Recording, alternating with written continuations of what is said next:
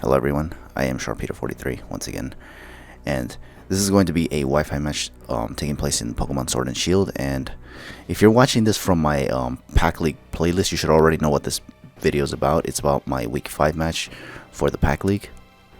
It's been a while since I actually showcased any matches from the PAC League, and the reason why is just because I actually ran into a little problem in the league that actually got me like super frustrated to the point where I actually started to delete some of the matches that I actually had left for this league. Fortunately, I only deleted one. The other match was just one of the matches that I couldn't get, which has a lot to do with the problem that I had that got me super frustrated. But we're not going to talk about that just because I don't really feel like it, honestly, and it's been a while since it happened, honestly, so it's like, what's even the point of bringing it up now? Just know that I did have a problem which caused me to not be able to upload, or not really feel like uploading the matches, actually. So yeah, so just know that from the matches that I have left here, I only have weeks 5 to 6 and 8 to 11, with the exception of week 10, because week 7 and 11 is, or week 7 and 10 is what I don't have right now. And you will not be able to see on the channel because of reasons I already told you. One of the matches I actually ended up deleting it. It's because I was actually like frustrated. Like I had this problem in the league that actually got me super frustrated, and I got like so demoralized because when I started this league, I was so excited to do stuff, but when this problem started to kick in, yeah, I just started to get kind of upset, and obviously it got me so frustrated that I was just like the hell with all this, and I was like, I was just ready to start deleting stuff, and I only went as far as deleting one of the battles that I had. So, but then I thought about it more better, and obviously I decided, no, some of these matches are like one of a kind, and it's like it's not every day I get to do matches like these in Sword and Shield anyway, so I feel like I should probably not do that. And I stopped, and I obviously decided, you know what, let's just finish uploading these matches, even if it's been like almost a year now since they actually happened. And yeah, so anyway, my first match is, my first match for this year in Sword and Shield is actually gonna be against GoldoaDragon. Obviously, this is my week 5 match, by the way, for the PAC League. Now GoldoaDragon is actually somebody I'm familiar with. I've actually seen this guy in leagues before. I know he's one of the people who participated in the GBAD league when it was actually still relevant, and he actually even got promoted to the main league, so that was actually pretty cool. And yeah, now we've actually been in a league together, although we never got to play, actually, unfortunately, just because unfortunately I'm actually that unlucky when it comes to players of his caliber being in draft leagues with them. It's just that I don't get to ever battle them. But in the PAC League, things change, and I actually finally do get the opportunity to play against GoldoaDragon. And the match that we're about to have is going to be following up shortly, so stay tuned. Okay, so here we are. Now, obviously, I'm not really, I don't have a very good recollection of this match, but we're going to see what we can see as we watch, and whatnot. Obviously, I'm not going to go over the teams that we have because I also don't remember, and I don't think I even remember saving screenshots from here on out. Just because at the time, I think I was also in a very hasty mood, and I actually just wanted to get the matches out of the way as soon as possible. Especially because I was actually this was in a time when I was starting to get busy with work and whatnot, so yeah, so obviously we're just going to go through with the match, obviously. We're not going to waste our time talking about the teams. Maybe I'll give you a... No, I can't. I actually can't, because like I said, I don't think I actually screenshotted these things, actually. So I don't even remember what his draft was like, honestly. But we're just going to get around the match at hand, basically, to see what went down and whatnot. As you can see, we are actually still doing the land mode here as opposed to the 20-minute timer, just because 20-minute timer is actually really obnoxious in this game. So obviously we opted for the land mode, which is more convoluted, sure, but at least to set up. But the match itself is it feels a lot more better. I think I've said this before in the I think in the draft review that I had for this league, that it is actually somewhat better. I can see why people prefer land mode over the 20-minute timers, because there's something about it that just feels a lot more, better. It's still pretty bad though, because it's a 10-minute chess timer, but it's still a lot better than the 20-minute timer. Especially when we consider the fact that animations are the time for animations is actually not taken into account when it comes to the land mode matches. However, the biggest problem that I have with the land mode, obviously, is just the amount of time it takes to wait for the match to materialize and whatnot, because again, it's just that complicated, you know. That's the one thing I never liked about the land mode. It's just that it's very complicated to set up. That, and obviously the fact that we cannot even change the battle music in this game because they didn't make that an option in the land mode for some reason. I don't know why. It's because they just always take steps backwards, don't they? But anyway, so those are the teams right there. He has a freaking, what I can only assume is a Kyurem, I think. I can't tell because I'm actually that blind nowadays. Tauros is one of them though. That's a Mandibuzz, Aerodactyl, Rotom-Wash. And I think that's a Lycanroc. I can't really see it. It's because, damn, I don't know why the hell this is so difficult to see. But anyway, my team is obviously right there, obviously. With the given sets, obviously.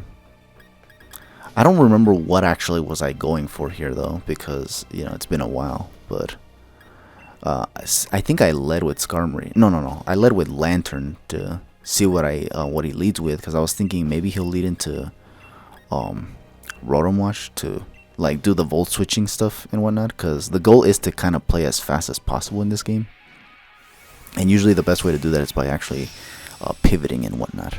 So yeah, but there you have it. It's GoldoaDragon, and he actually does look like a celebrity in that league card, which is kind of funny. But yeah, I think he leads with Tauros actually. Kane, yeah, he leads with Tauros here, and I believe I lead with Lantern. Yeah, so.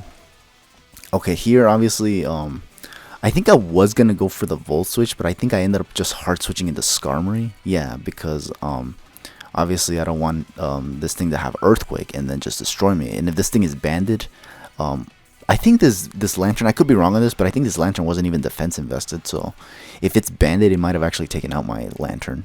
No Shuckle Berry on this thing either, so not helping the cause whatsoever there. Now here, okay, yeah. Here, I don't remember what he goes for. Okay, he goes for the Body Slam. I think he was like hoping to paralyze me or something. Or whatever I switched out. I think he knew I was going to switch out because I was fearing the Earthquake. So that's why he went for Body Slam. So he could paralyze whatever comes in. I wouldn't mind if this Skarmory gets paralyzed though. Here, the goal here is just to get the rocks up immediately. Because I feel like there's going to definitely be a lot of switching around. However, he immediately attacks with a freaking Flamethrower. Now, because I saw the Body Slam, I thought this was going to actually be a full-fledged physical attacker. But crazy enough, Tauros actually had a Flamethrower. I actually don't remember what Tauros' special attack is supposed to be, but I think it's supposed to be bad, no? But maybe he gave it enough investment to do at least a fair amount of damage to Skarmory. I'm not really sure. Now here, obviously, I don't remember what I went for here. I think I went back into Lantern. I don't think I remember. I didn't pay attention either, honestly. I think I saw when I actually made the switch here, but I didn't pay attention to what one was it. Okay, it was the Lantern. Yeah, okay. I think the reason why is because I was anticipating another Flamethrower. But he predicts my switch yet again and ends up going for the Throat Chop, which is... It could have been worse, because if it was Earthquake, then obviously I would just been screwed right there. But, yeah, now here, I think I go for the Protect just to scout out what he has and whatnot. Because obviously, if I don't do that, then things could be problematic. Like, he could actually have Earthquake, and then I'm just not going to realize it.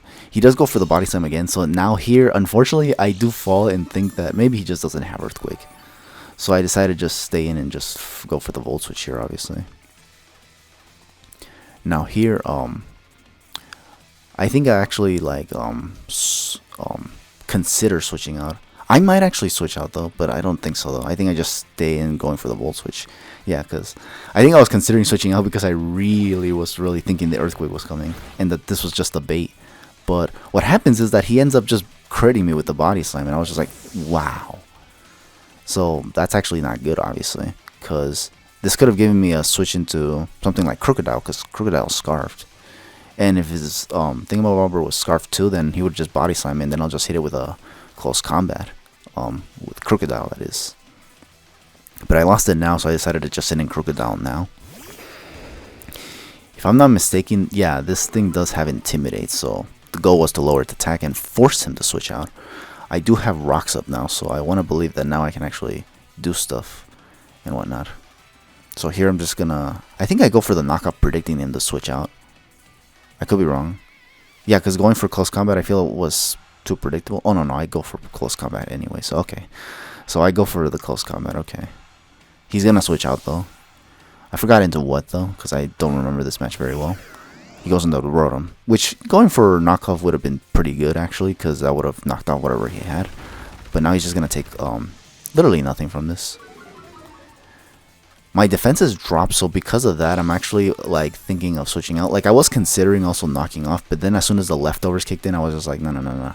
He'll most likely live and then just retaliate with a Hydro Pump. So I think here, yeah, Lantern is down unfortunately, so I think I have to send in Roserade. I was hoping he doesn't double predicting me to switch into Roserade here, because I think that's kind of an obvious switch at this point. I think goal here is just to go for Giga Drains. He does go for Defog, unfortunately, predicting me to switch out. He knew I was going to switch out fearing the Hydro Pump, so he decided to go for the Defog, so now I don't have my rocks. And I think Skarmory is kind of weakened right now to be able to set them back up. Here I go for the Leech Seed because I feel like he's going to want to switch out, not wanting to take a Giga Drain.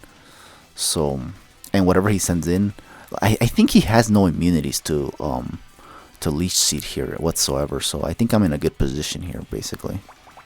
He does stay in, and I think this is kind of a good play because now he gets to just stay in and go for Volt Switch.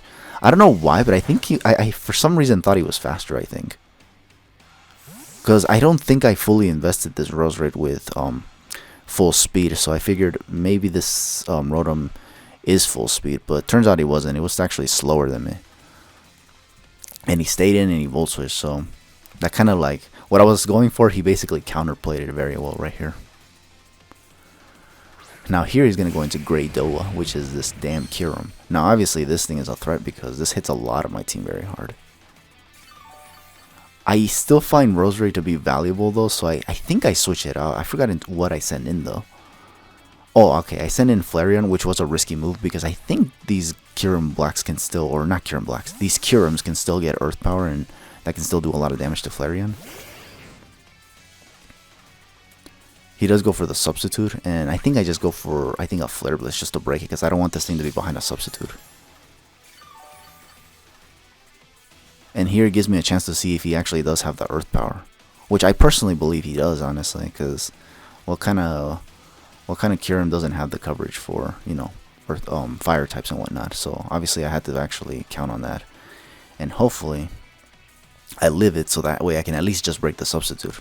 But he does have me in a very tight situation, obviously, because he's like outplaying the hell out of me a lot of the time. So, as you can see, he does have the Earth Power, and I did expect that, but unfortunately, I just had to freaking stay in to break the Substitute because I actually don't want him to be behind a Substitute, like at all.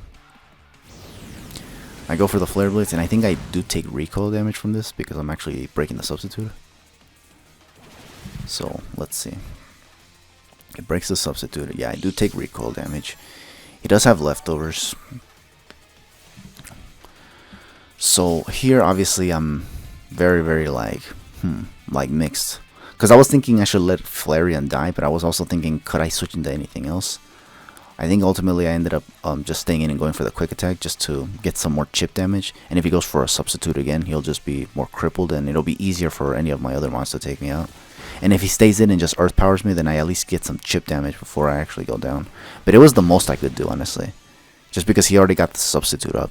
If he actually did not get that Substitute up, I could have at least sent this thing in just to get some damage up. Because while Kyurem is a Dragon type, it is also part Ice, which gives it that neutral attack. And since Flareon is a very hard hitter, it could have gotten a lot of damage up. So, yeah.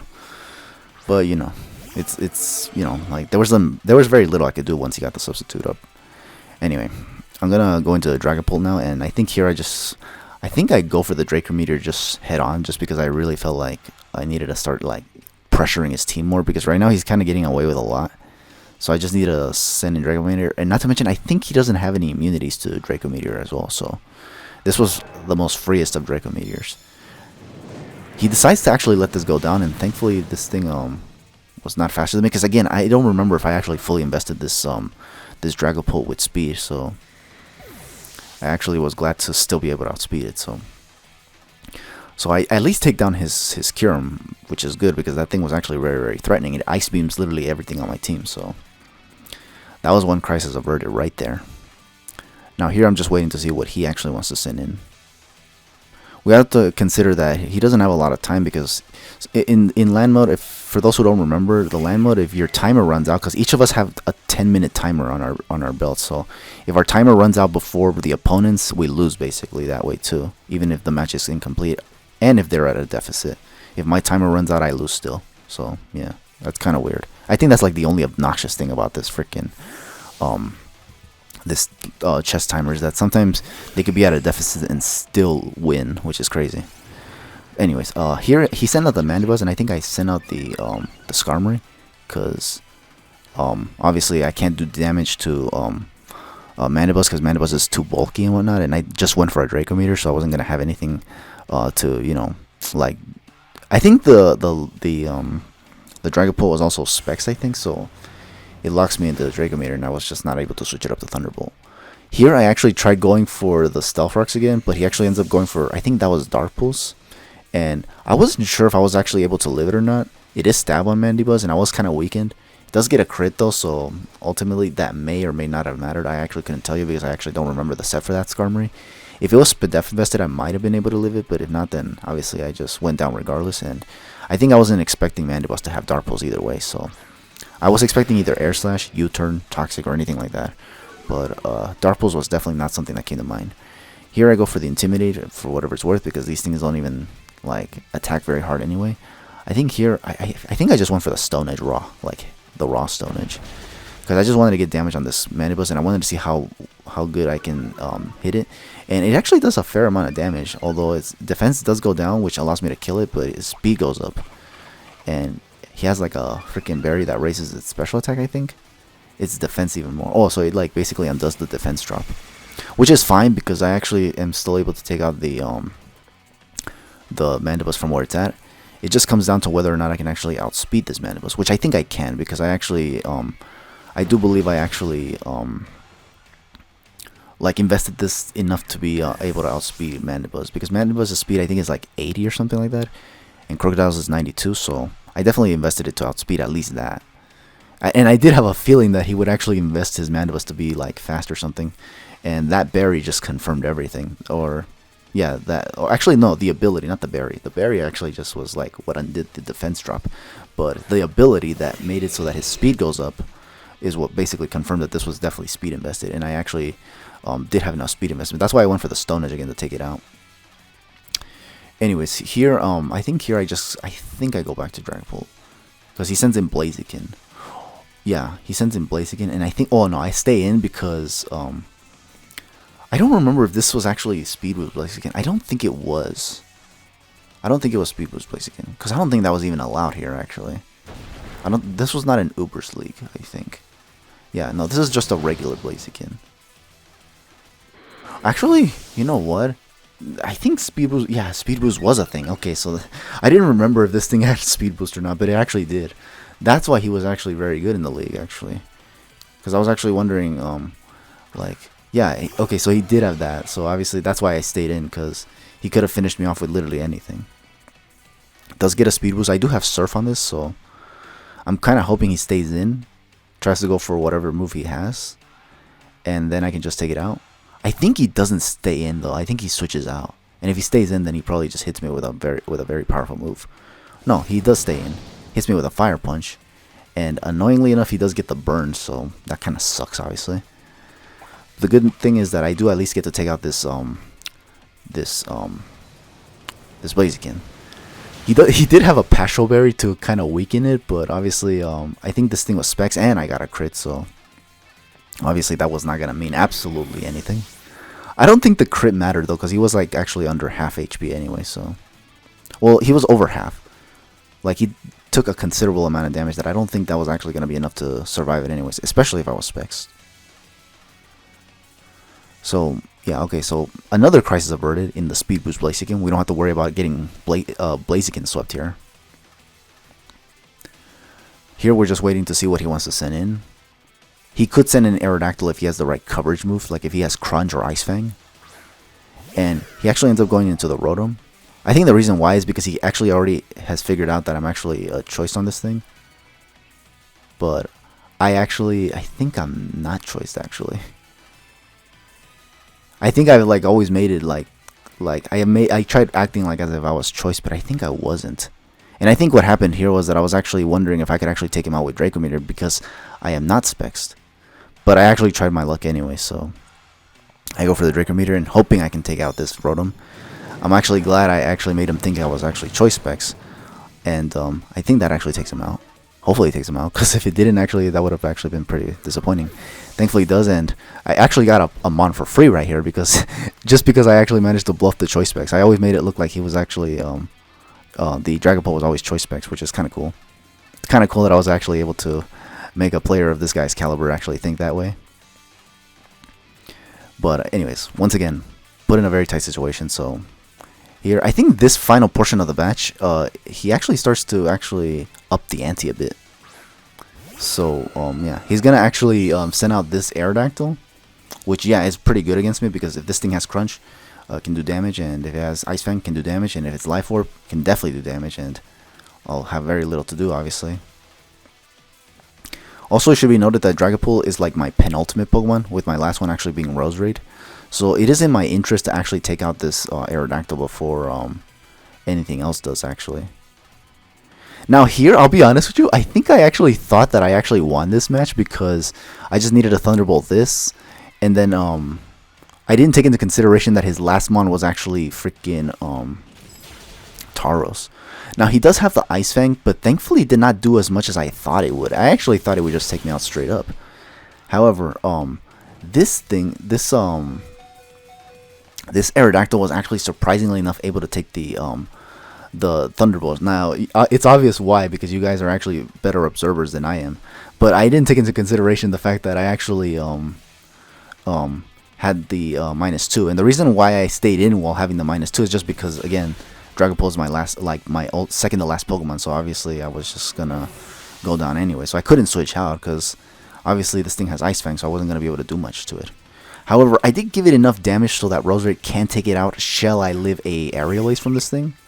And if it doesn't have Aerial Ace, then I can just live the Ice Fang and then just Giga Drain it, because that's basically all I can do.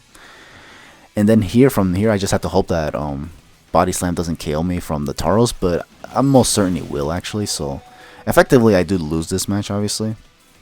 The only good thing about this match is just that I actually don't go down like 3-0 or anything like that, or like 0-3 or 0-4 or anything like that.